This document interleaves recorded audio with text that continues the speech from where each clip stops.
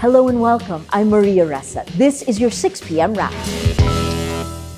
Senators Grace Poe and Escudero blamed the ruling Liberal Party for not releasing the Coco levy funds. Dapat ang sisihin natin ay ang kabagalan din ng lideratong dito para ipasa ang batas para dyan. Escudero also challenges administration standard-bearer Maria Ressa to ask Senate President Frank Drilon about the decades-long issue. Bakit hindi niya tanungin yung Senate President na kapartido niya?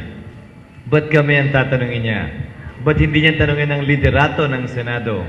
LP Senatorial Bet Kiko Pangilinan, who was former agriculture advisor, earlier said the Poe-Escudero tandem, quote, should be able to explain why the bill was stuck there, since Poe was the vice chairman of the Agriculture Committee. Poe says businessman Danding Cojuangco returned the Coco levy fund to the government. Cojuangco is the president of the Nationalist People's Coalition, the party supporting the Poe-Escudero tandem. The Philippine government brought Cojuangco to court after the 1986 People Power revolt over charges he used Coco levy to set up the San Miguel Corporation, or SMC, among other businesses.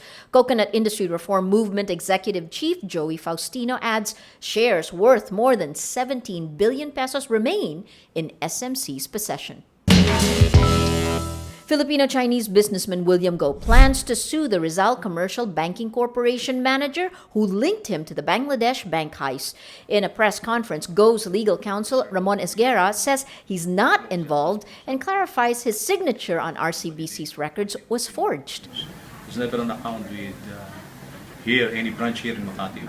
I think what was opened under the name of Mr. Go, of course, as I said, using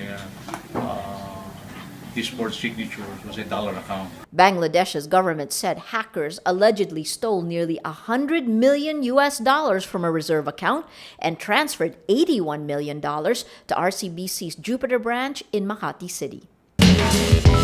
Japan marks the 5th anniversary of an earthquake and a tsunami that killed about 18,500 people on March 11, 2011.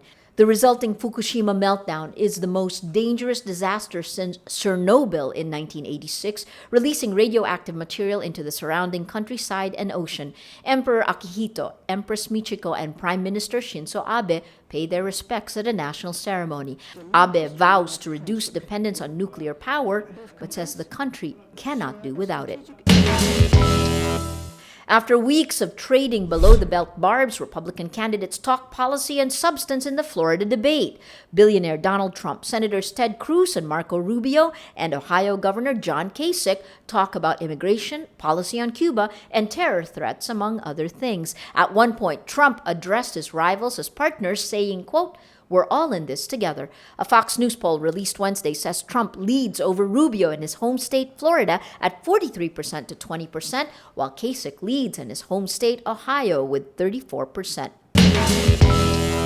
Global economic woes shake up rankings of the world's most expensive cities. The Economist Intelligence Unit says only 8 out of 133 surveyed cities retained their ranks. Singapore is still the most expensive city, followed by Zurich, Hong Kong, and Geneva. Joining the rest of the top 10, Paris, London, New York, Copenhagen, Seoul, and Los Angeles. That's your 6 p.m. wrap. Join us again tomorrow for the day's top news. I'm Maria Ressa. Remember, tomorrow begins today.